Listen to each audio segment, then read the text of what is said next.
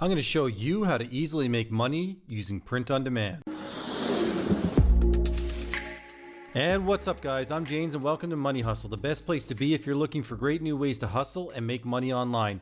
And if you haven't done it yet, make sure you subscribe and click the bell so you don't miss out on other great videos just like this one. And in this video, I'm going to show you a foolproof way to easily create and sell designs even if you're not a designer, and show you the easiest way to get traffic that converts.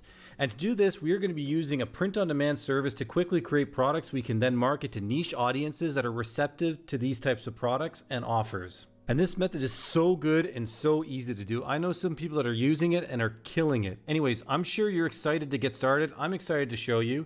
So let's not waste any more time and let's just get started. Oh, and also, guys, this method is really easy to scale up, but I'll explain this near the end of the video exactly how you can scale this up. So you're gonna wanna make sure you watch this all the way to the end so you can find out how. Okay, anyways, let's actually go over the method and let's get started. And the first thing you guys are going to need is you're going to need somewhere that's actually going to handle and print and do all the shipping and customer service. You can use any service you want. I'm using Redbubble. And if you want to use someone else, that's fine. Just do a Google search for print on demand and you'll get a ton of results. Just find one you like and just start opening an account there. And the next thing you want to do is start to think about what niche you want to target. This can be anything, but for this method, I find that sort of hobby and lifestyle niches are the best and easiest to do this for. But again, you can do whatever niche you want, whatever niche you're comfortable, that's fine. Again, pick something that you are comfortable working with. But again, as a suggestion, try to look at hobby or lifestyle niches. They're just the easiest to do this for. And guys, for this video, I'm going to target cat owners. Just because who doesn't love cats? And there's tons and tons of Instagram accounts built around cats and cat memes and all the stuff like that, which means that when it comes time to scale it up, it's going to be much easier because there's going to be a lot more places that I can market this product to. After you've done that and you figured what your niche is going to be, the next thing you want to do is you want to do some quick market research, and you're going to want to head over to somewhere like Etsy. And the reason why we're using Etsy, guys, is we want to try and find inspirations for designs that we can market to people. And a good way to doing that is taking a look at somewhere like Etsy and looking at what other people are selling and what other things are already selling. That way you can make a design that you know people will be interested in. All right, there's no point in creating a design and stuff like that and it turns out that people don't like it. Listen, there's people here on Etsy that are already making sales from these designs. So use them as inspiration. I'm not saying copy it exactly, but you want to use it as inspiration for your design. That way you're creating something that people will like. All right. So what you want to do is you want to go into Etsy, you want to do a quick search. So for example, I'm going to do cat shirt. And you want to take a look at the designs. You want to see what people are actually selling. You're looking for patterns and stuff like that and common themes in design.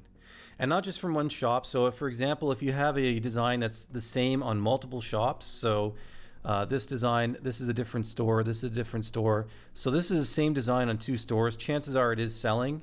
I know this one here is an ad, but still, if somebody's advertising a product, that means they're making sales on it. They're not advertising something that's not selling for them. So what you want to do is you want to take a look, you want to scroll down on the first page of results, and you want to take a look at what is actually being offered. Etsy doesn't like to show products that are not popular or not making sales on the first page. Their whole thing is to make people buy stuff on their platform so they make money and the sellers make money. So they're not going to go and show you products and designs and stuff like that that are not selling. So what you want to do is you want to use that to your advantage, and you want to scroll down and take a look and see what other people are selling and what they're offering, and you want to base your designs around that. Now, I'm not saying copy it word for word or exactly the same, but you can use it as inspiration. Now, also another thing is about Etsy is if you see something that says bestseller, that is a very good indication that design is very popular and it's working. You cannot pay for this on Etsy. Like some other services, you can pay extra and get little things added to make it look like it's more popular than it is. Etsy does not do that. So anytime you see bestseller, it is a product that is selling really well, and you're going to want to take a look at that design and see why it's selling well, and maybe use that as inspirations. But what I'm noticing is with this cat designs, I'm seeing a lot of stuff that says cat mom or cat mama. So I'm going to use that as a base for my design for this tutorial video. So after you figured out your basic design and you've got your inspiration, you have an idea of where you want to head with your product or which product you want to design, The next step is actually create it, and you are going to most likely need some sort of graphics. If you look at all these images here, they all have some sort of graphics on it, so you're going to need to find some graphics. Now, if you are a illustrator, or you can draw, or you have some artistic skill, you could create it yourself. That's fine. If not, you could then hire somebody on Fiverr. Again, that's fine. But I find what I prefer, the quickest and cheapest way, is to head over to somewhere like Pixabay and find some free graphics or illustrations you can use. So for example, let's say we're working with this cat niche that I'm doing here. I would go over to Pixabay, so that's pixabay.com, and I would simply do a search. So I just put in cat, and I want to make sure I select illustrations or graphics, whatever, but I just pick illustrations because that's the one I prefer. And you're just going to scroll down until you see an image that's something similar to the one that you want to work with. So for example, go back to Etsy here, and I'm scrolling down, I'm taking a look at the style of design, stuff like that, and I notice that the way this one's designed looks kind of similar to something like this or something like this. Okay, so what you're going to do is you're going to just do a search for your niche, and you're going to find some graphics that you're happy with, that you like the look of, that looks similar to the one that you're using as inspiration. And once you've done that, it's a matter of just clicking on it and just downloading. It's free. Now, one thing you do have to check, you have to make sure that it is free for commercial use and that no attribution required. That's very important. You don't want to have problems down the road if you're selling something you're not allowed to sell, so make sure you're allowed to actually use it. Then it's a matter of combining your image that you've picked and the text that you want to add to it. For this, I like to use Photoshop because I'm comfortable with Photoshop. I've been using it for years, but you could use any graphic illustration program you want, online or on your PC, it doesn't matter. I just use Photoshop because I know, and that's what I'm comfortable working. So what you want to do is you want to fire up Photoshop or whatever and just create a basic design. It doesn't have to be anything too crazy. If you want, you can spend a lot of time on it and, you know, really make this amazing. I'm just doing this quick because I want to make a couple quick sales, and that's it.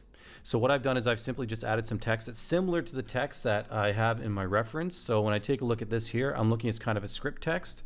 I'm like, okay, this text here kind of, to me, gives the same kind of feeling to it, sort of cutesy, handwritten type feeling to it. Again, you can do whatever you want. It's up to you. For this video and this tutorial, this is fine. I also recommend when you do create it, make it with a clear background. So if you're using Photoshop, you're going to have to export it as a PNG with a clear, transparent background. So don't have your background on, because when you do, you're going to have, if they try to put it on a black shirt or something, or a green shirt, you're going to have this white box. So try and make sure that the design is transparent background. Okay, so then it's a matter of just saving it and creating your actual design image. All right, after you've done that, the next step we have to do is you have to go back over to Redbubble or wherever you're going to be using for the print on demand, and make sure you have an account created, and you're going to need to create a new product. So let's go over here for Redbubble. We go sell your art, and you want to create a product. So we're going to add designs and upload your work. And I've already created this image really quickly, so I'll just click on that and just give it a title. I'll just give it and I'll just, okay. Now it's going to give you, if you're using Redbubble, it might be different for wherever you are. It's going to show you all the different products and stuff. You can just click on enable the one. They've got stickers, magnets, phone cases. Let's say, for example, this phone case, you don't like the way the placement is.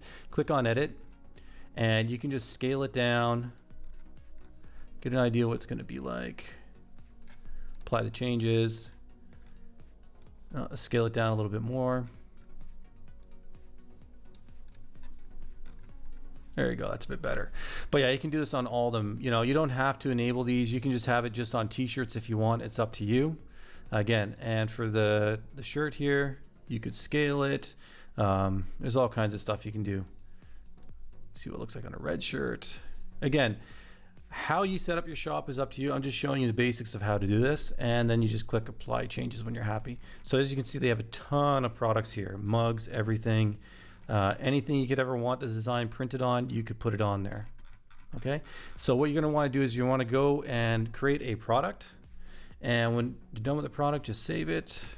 Okay, nope, it's not mature. Save work, and there we go. So now this is created my product, and it's actually available for sale. I mean, of course, I still have to complete my payment details to open the shop, You need to do that, else you can't actually sell.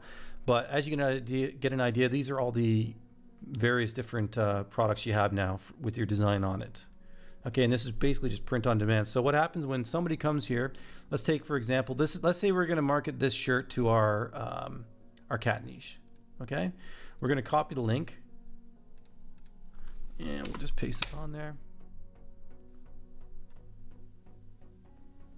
Okay, and you take a look here, and this is what they're going to see when they log in, when they click on the link. So this is the link right here. This is the link that you're going to use when you're sending traffic, and it's going to come right here. And Redbubble is going to handle all the sales, all the packaging, all the shipping, any customer service, sizing questions. They're going to handle it all, so you don't have to worry about it. Okay, after you got your designs all sorted and you're happy the way your shop is looking and product description and everything like that, it's time to get some actual traffic to your sales page. And to do that, you're going to use Instagram. So what you have to do is you have to head over to Instagram. And what you're going to do is you're going to look for Instagram accounts that have at least 20,000 followers and good engagement. And the reason why you make sure it has good engagement is you want to make sure that whatever ads are showing to their followers, they're actually people that are engaged. They're going to click on it. It's going to make you sales. And the way you do that is you're going to go to each account that you find in your niche with over 20,000 followers, and you're going to take a look at their recent posts, and you're going to take a look at like how many likes they get and how many comments they get. Now, this is not the only way to look at it. You also have to take a look at the actual comments themselves and make sure that they're just not some generic comments that are unrelated, because a lot of these accounts, what they'll do is they'll pay for likes and comments and stuff like that to artificially boost and inflate the engagement they have on their account. So you want to make sure that that's not the situation on whatever account that you do find. Okay, so make sure you check the posts. Make sure that they have comments that seem like legit comments from legit people. And also take a look at the accounts themselves that are commenting. If you have accounts for cat memes and stuff like that, and you're like, okay, well, let's take a look at the comments, and the people that are making comments are new accounts with like no post, nothing, or something like that, then you want to be a little bit careful of that. Okay, you want to really make sure you check that the account is legit before you do any type of advertising with them. Now, once you do find an account that you're happy with and you're like, okay, this is a legit account, he's getting good engagement, good likes, everything, I'm happy, what you're going to do is you're going to contact them and you're going to ask them how much a paid story would cost. And what you want to do is you want to try and keep this cost under around $25 or so. But of course, if you can get that for less is better, but around 25 bucks is an okay price. You don't want to spend much more than that, because if you spend more than that, you're going to waste all your money on advertising, and it's going to be much harder for you to run a successful and profitable campaign, especially at the start when you're just trying to figure out which designs are going to work and which ones aren't. So it's very important that you keep these costs down. Now, once you do find someone that is within your budget and they do offer paid story posts, it's just a matter of working with them and creating a story that you can post, and then with a swipe up, which goes to the link, which is to your product that you're trying to promote. So basically all you're going to do is you're going to create a story with them, and then you want this link here to be the link for the swipe up action. Now you can, if you want, you can use official Instagram ads. You can pay for ads on their platform if you want. You don't have to go for paid stories, but Instagram, just like Facebook, can be incredibly picky when it comes to landing pages and ad campaigns, and they are very quick to ban accounts if you run afoul of any of their terms and services when it comes to advertising. So I personally would not recommend doing that, but if you are very comfortable and you want to do that and you're not worried about it, that's fine. Then go for it. It can work. But again, like I said, I personally would stay away from it. I prefer, and I actually find that I have better results from using paid stories than from paid traffic from Instagram. And also I don't have to worry about getting banned or anything like that, or having a problem with my account. So that's just something that you should be aware of if you decide that you want to go a different route. Now, when it comes to scaling that I mentioned earlier in the video, it's very easy to do. What you want to do is, once you've found a design that's made a few sales from a single ad campaign, so that means one single story that you've posted on a fresh account has made a couple sales, you're going to want to simply go and find two to three more accounts, because you're going to want to run a secondary test, make sure it wasn't just a fluke account. You're going to want to find 2 or 3 other accounts similar to the one that you've just targeted. So similar to the amount of followers, the type of followers, the engagement, the niche, of course. And what you're going to want to do is you're going to run the exact same ad on that new account that you found, on 2 or 3 of them.